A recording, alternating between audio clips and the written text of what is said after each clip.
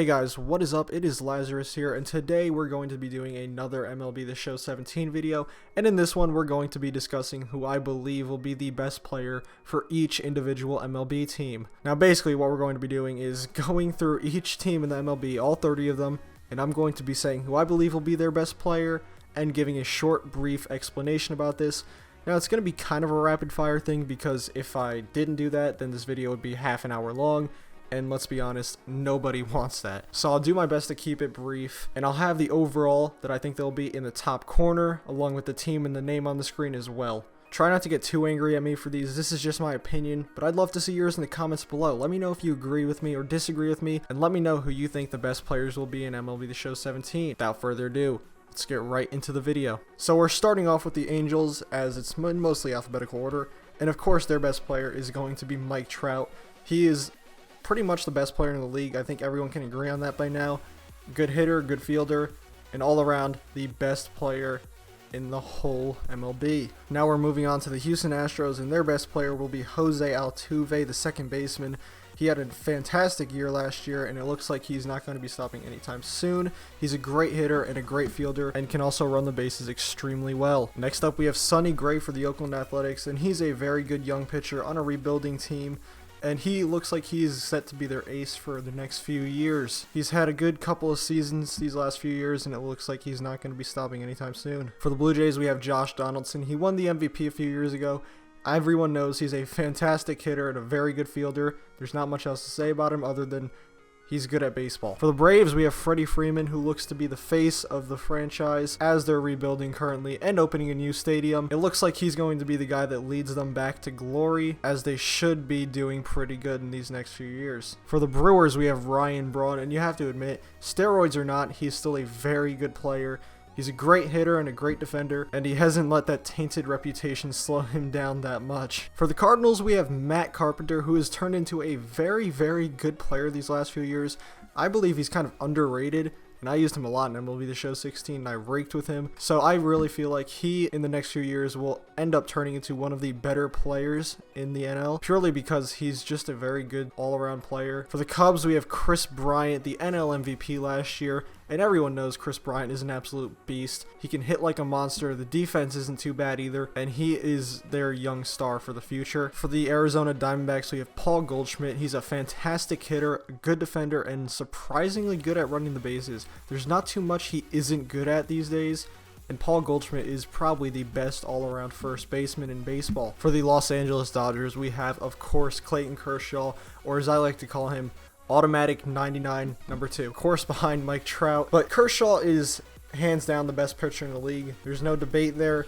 When he's healthy, he is as good as it gets. A surefire Hall of Famer, and he looks to continue his dominance in 2017, as he very, very likely will. For the Giants, we have another very good left-handed starting pitcher, Madison Bumgarner. He has shown just how good he can be in the playoffs, and he's also a very good regular season player. He's one of the best talents on their roster, and he is going to be their ace. For the Cleveland Indians, we have relief pitcher Andrew Miller, and he is easily one of the best relief pitchers in all of baseball. He showed how good he could be in the playoffs last year, and he also followed it up with a dominant regular season. And despite having a few bad WBC outings, he's still one of the best relievers in all of baseball, so don't let that shy you away from him, because he is very, very good. For Seattle, we have second baseman Robinson Cano, who had kind of a resurgence year last year. He wasn't too good in 2014 or 2015, but in 2016 he showed just how good he could be, going back to his years with the Yankees. He had his best season as a Seattle Mariner and proved all the haters wrong that he couldn't succeed in Seattle. For the Miami Marlins, we have Giancarlo Stanton, who is the best power hitter in all of baseball, and he's the most talented player on their roster. The problem with Stanton has always been staying healthy, and if he could do that, he's easily one of the best players in the game. But that's one thing he does have to solve in order to be great. For the Mets, we have Noah Syndergaard, who has quickly become one of the best pitchers in the league. He has absolutely filthy stuff. His fastball and slider are almost unhittable, and I look for him to take a big step forward as a pitcher this year, and I really feel like he might be one of the top 5 pitchers when 2017 is all said and done. For Washington, we have Max Scherzer, who's coming off a Cy Young year as he continues his dominance through the league. He's been very, very good ever since 2013, and hasn't slowed down a bit since then. He's absolutely filthy, and the Washington Nationals are going to need him as their ace to be good going forward. For Baltimore, we have Manny Machado, one of the game's best young players, and he has really become a great player these last few years. He's finally starting to hit more home runs, and his all-around hitting is just extremely good. Not to mention he is the best defensive third baseman in all of baseball, with Nolan Arenado being not too far behind. But watching Manny Machado play is fantastic. For the San Diego Padres, who are in a bit of a rebuild, we have Will Myers, their first baseman now, who is actually pretty darn good. He can hold down the rock at first base, and he's a very good hitter like he was in the minor leagues. Obviously, he won the Rookie of the Year, and things with the Rays didn't exactly work out. But with the Padres, it really seems like he's actually finding his groove. For the young Phillies team, we have Odubel Herrera, who has been one of the most underrated players in baseball, I must say. He came out of nowhere, they got him in the Rule 5 draft, and has become one of their best players very quickly. Now, this is a team going away from all their old players and trying to bring in a bunch of new guys and win again, and Odubel Herrera is the right guy to lead that charge for them. For the Pirates, we have an outfielder that isn't Andrew McCutchen. We have Starling Marte, and he is very underrated as well. You don't see many people talking about this guy. Instead, they're all talking about Andrew McCutchen, but Starling Marte is just as good, if not better, at this point.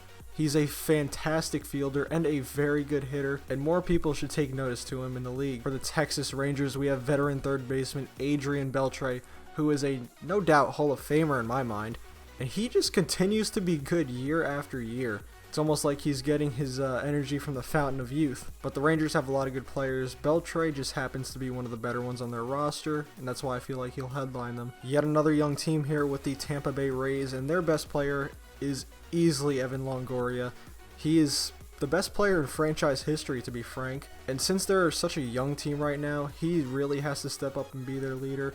And he is going to be their best player in MLB The Show 17 without a doubt. For the Cincinnati Reds, yet another team going through a rebuild. Their best player is undoubtedly Joey Votto. Yet another guy that I feel like has been a bit underrated and underappreciated. People always harp on him for taking too many walks, but if you look at his stats, he's one of the best all-around first basemen in all of baseball. For the Red Sox, we have Mookie Betts, the outfielder who has quickly become one of the best players in the league. But in all honesty, Mookie is a very good player who is talented in every single aspect of the game. For the Rockies, we have third baseman Nolan Arenado, and he is also a very good hitter and a very good defender.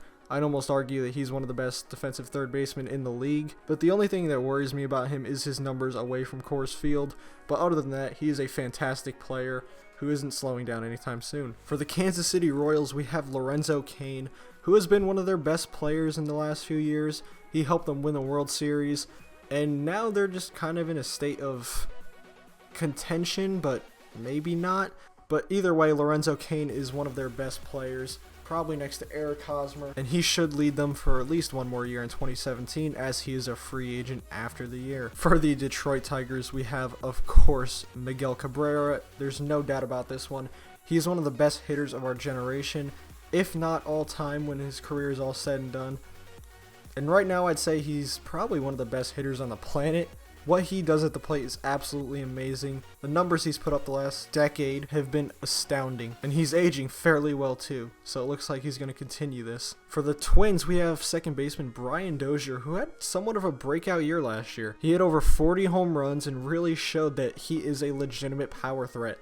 Now, of course, the Twins are yet another very young team going through a rebuild, so this is a guy they either are going to trade away or keep to try and headline their rebuild. For the White Sox, we have starting pitcher Jose Quintana, who has been tied to plenty of trade rumors throughout the offseason, but right now it looks like he's going to stay put, and we have him as their best player because, shocker, they're another young team that's rebuilding. But I honestly don't think he'll last on the White Sox throughout the season, but as of right now, he's easily their best player. He's very good pitcher, and over the years, he's become a solid ace. And finally, last but not least, for the Yankees, we have a member of that great bullpen of theirs, Aroldis Chapman.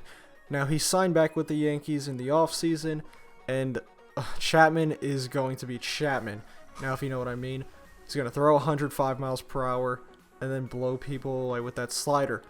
Now this one was a little tough to pick between him and Betances, but I do believe Chapman will be rated higher initially because he had a better year last year, and obviously he's been a lot better over his career. But that is going to lead us to the end of the video, and if you guys enjoyed, please leave a like and subscribe. This one took me quite a lot of time and effort, so it would be much appreciated to show some love. If you want to see more content like this, be sure to check out my videos, and with that, I'm out. Peace.